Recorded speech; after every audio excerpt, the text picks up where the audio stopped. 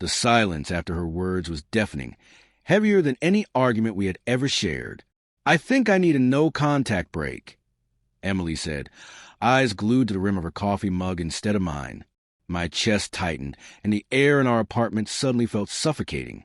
"No contact," I repeated aloud, as if saying it might make it less unbelievable.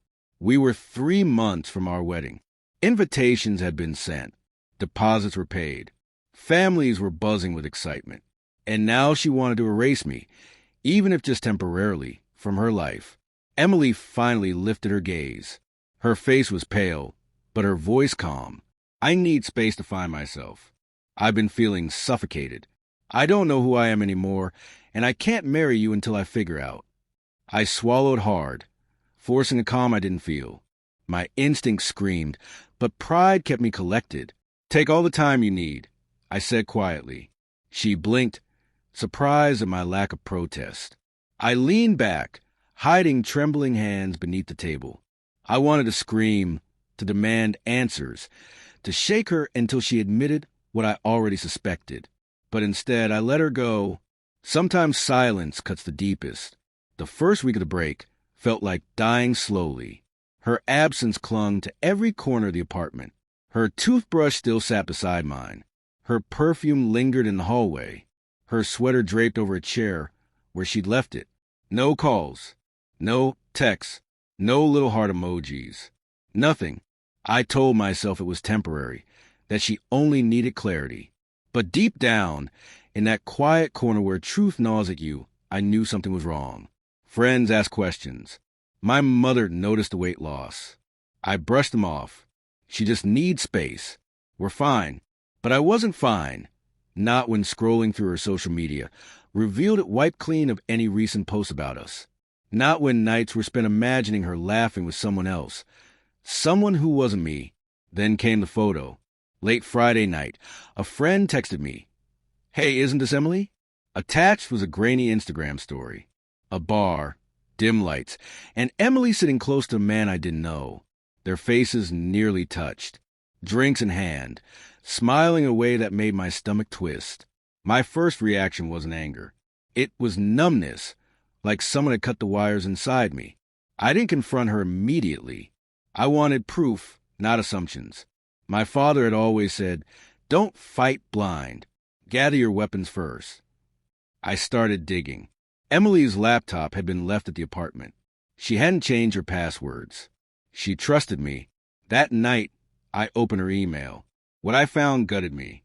Hidden between work updates and spam were flight confirmations and hotel reservations for 2 guests. The name on the second ticket, Michael, her co-worker. The same guy she had once casually brushed off as just a friend who jokes too much. Scrolling through message threads, my heart pounded like war drums. Months of flirtation, longing, intimacy. She hadn't needed a break to find herself. She needed a break for me to be with him. I stared until my vision blurred. The betrayal was sharp, but worse was remembering her at that cafe, holding my hands, feeding me lies calmly. The confrontation came 2 weeks later. She texted, "Can we meet?" I think I figured some things out. We met at the same cafe. She looked radiant, almost glowing, as if life without me had revived her. I forced a smile. "So, did you find yourself?" She hesitated, then nodded. "I think so. I realize I do love you, but I needed that time to see things clearly." I leaned forward, voice low. "Did seeing things clearly involve Michael?" Her face froze. Color drained instantly. "What were you talking about?" I slid my phone across the table. Open on the screen, the hotel confirmations. Same booking, same date, same name. She stared at the screen, then at me. "You went through my email." I almost laughed. "That's what worried you? Privacy?" Her lips trembled. "It's not what it looks like." "Don't." My voice cracked. "Don't insult me with that line. You told me you needed to find yourself. What you really needed was to find his bed." Silence. Her eyes brimmed with tears, but I felt nothing, only cold emptiness spreading inside me. Finally, I stood. "Take all the time you need, Emily. Just know you won't find me waiting when you're done." I walked out, leaving her crying into her untouched coffee. The fallout was chaos. Our wedding was called off. Deposits lost. My mother cried. Her parents called, begging me to forgive her mistake. But betrayal isn't a mistake. It's a choice. Emily sent messages, long paragraphs first, then desperate one-liners. I'm sorry. It didn't mean anything. I was scared of marriage. Please, can we talk? I never replied. I didn't want excuses, justifications, apologies, because the image was burned into me.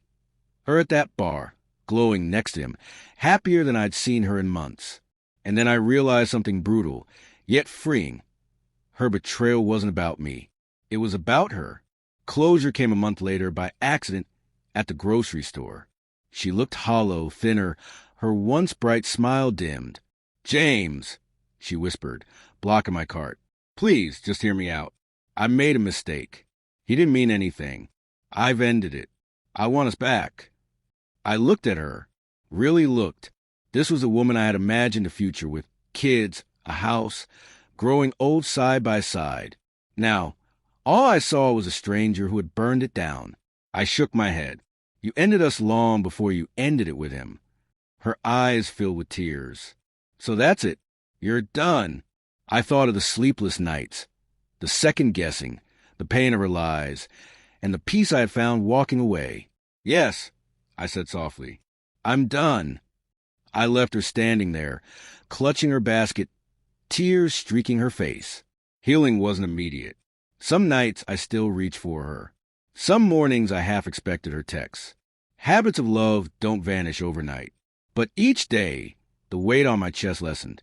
I went back to the gym, reconnected with friends, and started sleeping. Real sleep, not the restless half-dreams of betrayal. And slowly, I understood the break for what it truly was. She hadn't needed space to find herself.